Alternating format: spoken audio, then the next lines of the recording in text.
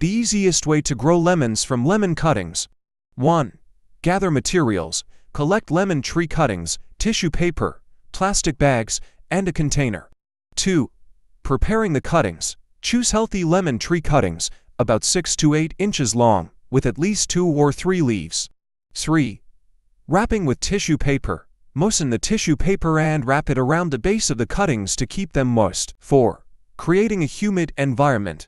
Place the wrap cuttings in a plastic bag to maintain humidity, which helps with root development. 5. Monitoring growth. Keep the cuttings in a warm, bright location, but out of direct sunlight. Check regularly for root growth. 6. Transplanting. Once roots develop, transplant the cuttings into pots with well-draining soil. 7. Care for new plants. Water the newly potted cuttings regularly and provide adequate sunlight for continued growth.